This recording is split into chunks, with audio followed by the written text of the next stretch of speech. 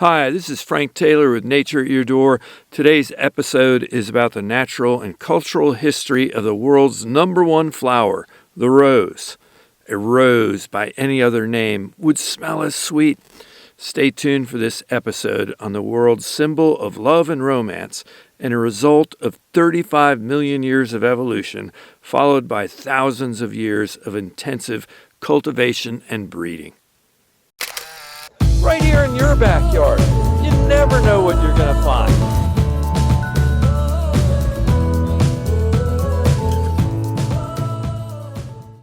This episode on roses was inspired by the roses that grow from these gray old gnarly bushes here at our family house in Ticino, Switzerland. This house was built at the turn of the century by my great-grandfather, Angelo Negri.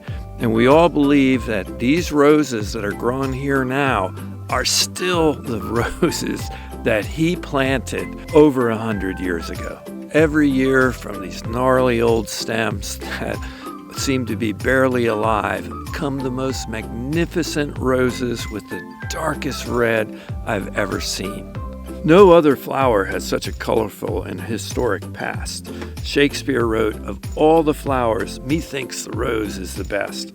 Roses have been on the planet for 35 million years, with at least 300 species worldwide. Cultivation of roses probably began 5,000 years ago in China. In 500 BC, Confucius wrote hundreds of texts about the growing of roses. Roses are intertwined in Greek mythology and are a symbol of mystery, silence, and of course love. The Romans associated the rose with love, beauty, purity, and passion. And in keeping with their rich excesses, the Romans indulged heavily in rosewater bath, rose petal carpets, and even as confetti. Local farmers were often forced to grow roses instead of self-sustaining food to provide for the Roman elite's insatiable need for these roses. As time passed, roses continued to remain a part of culture. Napoleon's wife, Josephine, designed one of the earliest rose garden collections with over 250 rose species. In the 18th century, Asian roses were introduced into Europe and crossbreeding began. And this is when the tea rose, per se, was invented. Another news rose variant was introduced called the hybrid perpetual.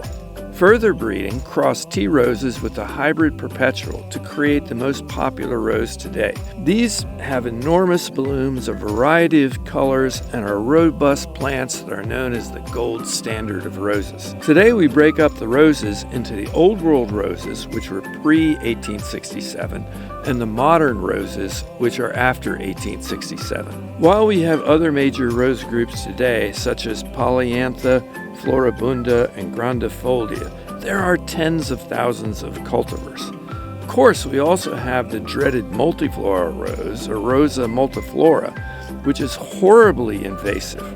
Rose farming today is a multi-million-dollar business. In addition to growing for just flowers, one finds that all parts of the rose are edible, and roses are used in medicine and food and drink products such as rose water, rose hips, and including beauty products as well. The rose has an enormous place in history and the growth of many cultivars around the world. The next time you see a rose, I hope you will think of the thousands of years of cultivation that came from a wild species that produced all the varieties of today. Well, I hope you enjoyed this episode of Nature at Your Door. And if you like what I do, please subscribe and give me a like. And remember, I cover all things nature, from frogs, toads, snakes and turtles, the myriapoda, insects, trees, wildflowers, and fungi. I cover all the things you might encounter just outside your door. Thanks again for watching this episode of Nature at Your Door.